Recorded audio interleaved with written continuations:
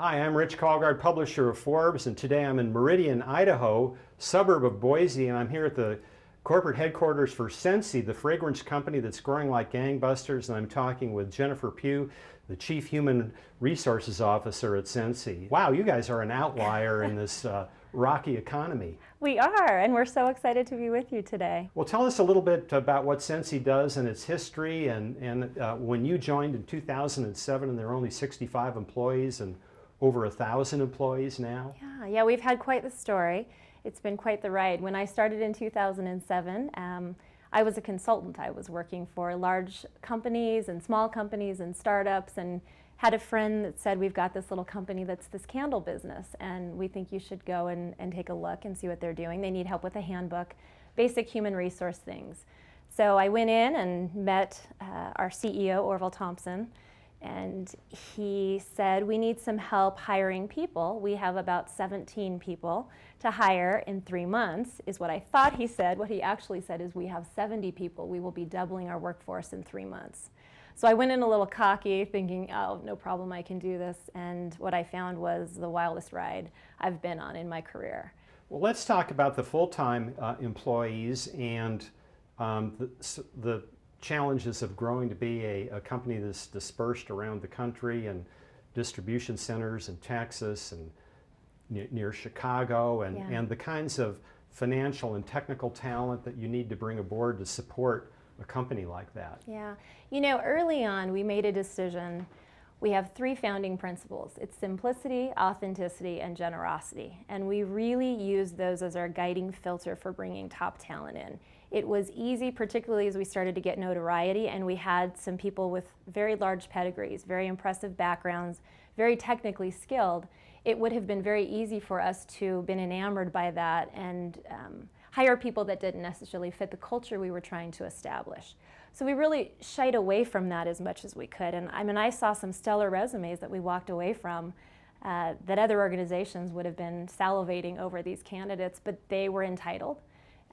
They were not authentic. They wanted to overcomplicate the model. They came in with a lot of knowledge from direct selling, and we kind of said, we don't need it. We want to do things differently. So we kind of tried to use a different mold than everyone else, and we really focused more on passion for our values, passion for this ride and journey we wanted to be on together, passion for our product, and less so about pedigree.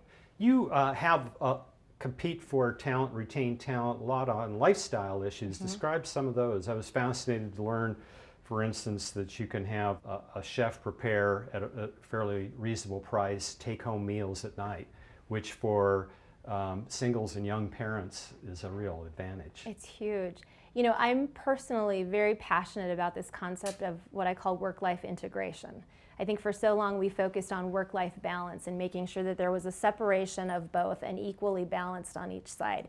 I think that's a crock. Smartphones have kind of destroyed that. Yeah, they've destroyed it. And the technology age that we live in doesn't allow for that. We have all of this information available at our fingertips night and day. So rather than fight that, let's embrace it. And let's say we want to see more of an integration. There's certainly got to be a balance on that, because otherwise, with the type of people we hire that are unentitled, some of the challenges we face with them are putting too much in, and we see burnout, and we see challenges in their personal lives. And so, you know, we feel the responsibility. But what we've tried to do, for instance, when we were developing our campus and laying out the design and architecture for that, we brought focus groups of our employees in and said, what are the things that would make your life easier? When you are leaving work or you're about to leave work in that last hour, what are you stressed out about that you've got to do on the way home? And it was simple things like, I've got to stop and get milk before I could get home. Or, you know, I've got to get my oil changed in my car, and that's going to take me an hour and a half, and I don't have time on my lunch break. So we tried to bring all of those things in and say, why can't we offer those things? Why can't we bring them into our facility and make life just a little bit easier for employees? There is not high cost involved in those things, you know, in comparison to other large programs that you put in place. But the payback on those is critical, and it pays back in so many ways, just beyond loyalty and basic things you would imagine. One of the emerging fields in HR is the role of analytics, talent analytics, and probably team analytics to follow. And do you have any thoughts on talent analytics and team analytics? Are you dipping your toes into those? Do you think they have value? I think you always need to analyze, and you always need to measure to make sure that your successes are accurate. And I think you've got to measure along the way so you know where you need to tweak and where you have kind of some weaknesses. But I do think, I'm from the school that there is paralysis and too much analysis. And I am more concerned with things like employee engagement and not necessarily the analytics of my team environment. That sounds really cool and fluffy, but at the end of the day, what I'm most concerned with are my employees engaged. How do you know that? You see it through a lot of different things. I think there are typical things organizations will do. They'll do an employee opinion survey every 2 years. Well, again, that can be helpful. We love to do focus groups. We love to just get a group of employees and bring them in and say, okay, here's the topic today. We're going to just facilitate. Give us your feedback. And they're around their peers and their supervisors aren't there, and it's a really safe environment to be able to just kind of share everything that they feel. And it takes you in paths and areas you hadn't anticipated going, which can sometimes be a challenge. But it's really honest, candid feedback that you're getting from employees. Give us an example of something you learned that you wouldn't have learned otherwise from the focus groups that caused a big change. Yeah, it's interesting because we did what a lot of corporations do, I think, when they are building new facilities. We went in, we are HR, we are the experts, we will work with executives who are the experts, and we will come to you employees and tell you what we are going to give to you, and aren't we great? And then we were sitting in a focus group one time and someone mentioned something about, in our new facility, we've heard things about a convenience store, and I would love to have a gallon of milk on my way home. And it just was a light bulb that went off for us, and we went, we're not talking to the right people. We've got to ask our employees. If we're trying to create things and programs for our employees, we should probably be asking them. So we went back and started asking questions. And in some cases, the things they were asking for were things that had already been on our list, and we knew they'd be very happy with them. But in some cases, they were kind of random things. Intramural sports was the top of the list. People wanting to play volleyball with one another on other teams that they didn't have a chance to work with during the day. They love it. They love it. It gives people an opportunity to meet and to be part of a team. Plus, most of the good ideas come from those cross-discipline interactions. They do. They really do. Well, and the impact then on the other side that we've seen as a result of that, you've built stronger relationships. They have a working knowledge. They can say, oh, I know this person in finance. So before maybe I was hesitant to ask the question, but I have this person, we've established the relationship. I'm going to go and do this. So it really has helped cross-functional collaboration immensely. Now, when you learn things about the value to employees of having an on-campus convenience store, and there's some expense around that, what's the conversation like then when you take it to Orville and Heidi and the chief financial officer? I have the best job in the world, I will tell you, because of the two individuals that lead this organization. It is not a hard sell with them. I can go to them and say, without a 30-page project analysis that shows you complete ROI and turnaround over the next 3 years, I can just go to them and say, here's a concept that we've come up. It's half-baked. I want to throw the idea out there to you and just see, is this even something you would be interested in? And 95% of the time they are. We may tweak it, we may downgrade it a little, we may make it larger than we thought we were going to. But it's kind of the way Heidi and Orville are wired. A few days ago, Heidi sent a text over and said, National Chocolate Cake Day is coming up. We should have chocolate cake for all of our employees. And then we took it a step further and said, what would be fun is if they actually made chocolate cakes, we have a contest, and all of our executives have to taste them and pick the winner. So, it's silly little things like that. Yeah. It's not always huge cost. Chili cook-offs. Chili cook-offs, fun things that let employees just kind of be Yeah. silly and have fun. And I think sometimes in corporate America, we just take ourselves too seriously. We focus on the negative of things and we focus on what we're not doing. And, I'm all about celebrating our successes together and celebrating the silly things that make up the day-to-day life. One of the most influential business books of all time predates you because you're young, but it influenced me and a lot of other people, was Tom Peters' In Search of Excellence. Came out in 1982 at a similar time in the economy, and there was a lot of malaise in the general economy. We'd gone through seemingly endless recessions, and the ethic in corporate America was that an MBA with really good analytical skills could run any kind of business anywhere, and this soullessness began to take over American business in the 60s and 70s, and along came, and it was leading us into recessions.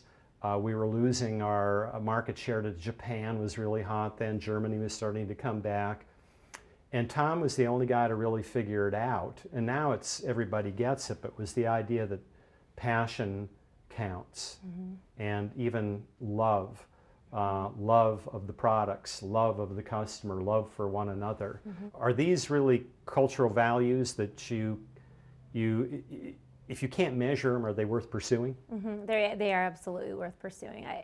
I think that we started Scentsy with the idea of being a family, and we are a family today. You know, I sit in a boardroom with executives every Tuesday. They're all-day meetings, and there are people in that room that absolutely frustrate me.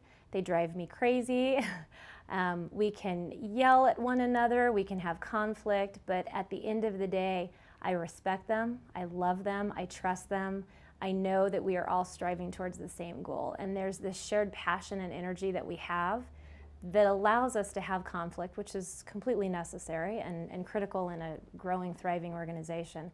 I think it's been the cornerstone of our growth, and I think it's what's attracted so many consultants to Scentsy. Beyond the value proposition, people come to Scentsy because they like the way they feel when they're with us.